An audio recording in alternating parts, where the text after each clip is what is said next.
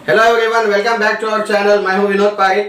Friends, आज जो हम टॉपिक सीखने जा रहे हैं वो स्टैंडर्ड स्पोकन इंग्लिश कन्वर्सेशंस में बहुत ज्यादा इस्तेमाल किया जाता है, जिसका नाम है नथिंग बट। क्या होता है ये नथिंग बट, इस वीडियो में हम जानेंगे। लेकिन अगर उसके पहले आप मेरे चैनल पर पहली बार आए हैं या अभी तक आपने मेरे चैनल को सब्सक्राइब नहीं किया है तो उसे जरूर सब्सक्राइब करें, बेल आइकन को जरूर प्रेस करें ताकि फ्यूचर में आने वाली नोटिफिकेशंस आपको मिलती रहें। ठीक है फ्रेंड्स, तो चलिए शुरू करते हैं हमारा टॉपिक।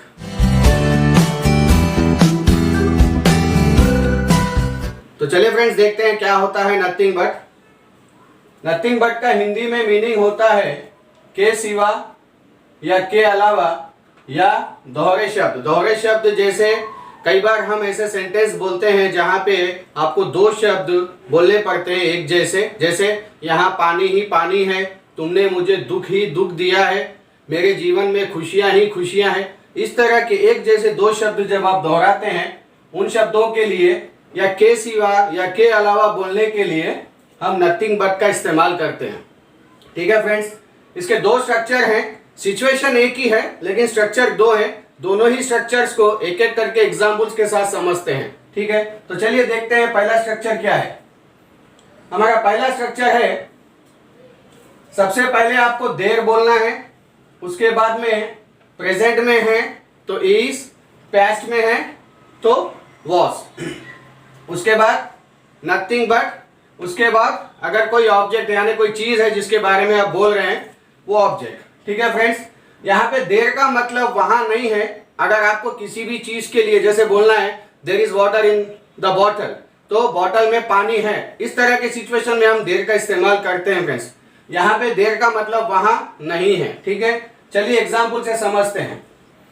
पहला एग्जाम्पल है, there is nothing but dark here, यानी यहाँ अंधेरे के सिवा कुछ नहीं है या फिर यहाँ अंधेरा ही अंधेरा है।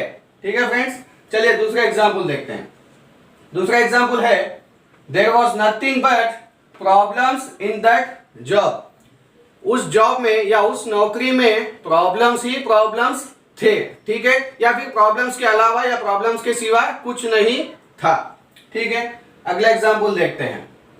तीसरा एग्जाम्पल है, there is nothing but water here, यहां पानी ही पानी है।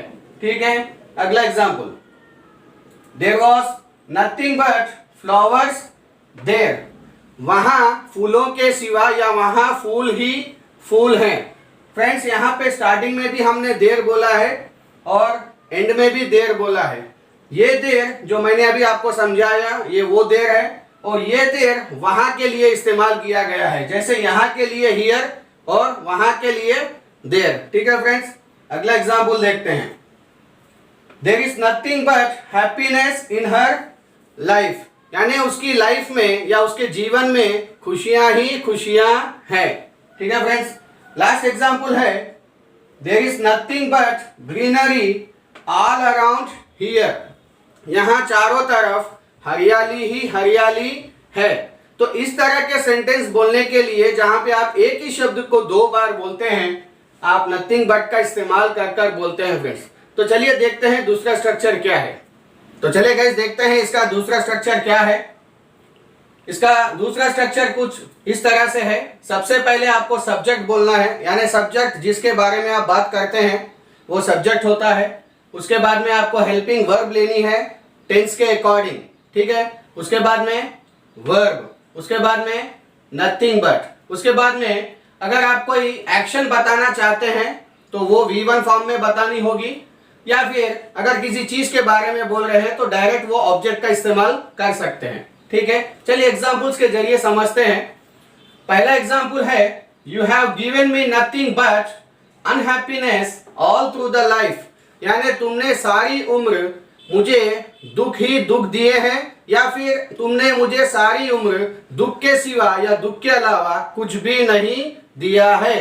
ठीक है फ्रेंड्स, यहाँ पे यू सब्जेक्ट है, हेल्पिंग वर्ब यहाँ पे प्रेजेंट परफेक्ट टेंस में है ये सेंटेंस, तो हैव का इस्तेमाल किया गया है।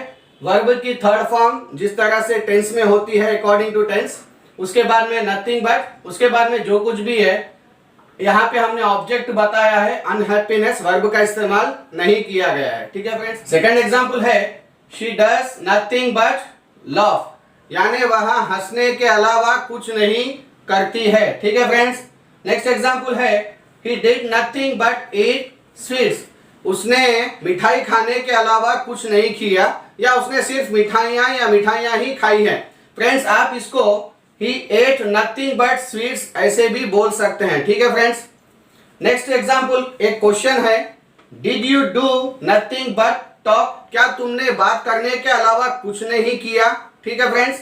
अगला एग्जांपल देखते हैं he does nothing but waste my time, वह मेरा समय बर्बाद करने के अलावा कुछ भी नहीं करता है। ठीक है फ्रेंड्स।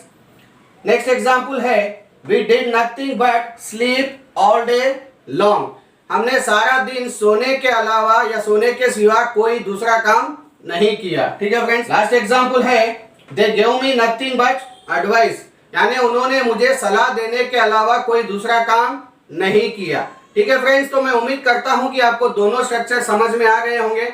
अपनी रेगुलर कन्वर्सेशंस में इनका इस्तेमाल करें, खुद से सेंटेंस बनाएं और प्रैक्टिस करते रहें। मिलते हैं अगले वीडियो में किसी और अच्छे टॉपिक के साथ। तब तक अपना ध्यान रखें, खुश रहें, मुस्कुराते रहें। Thank you friends.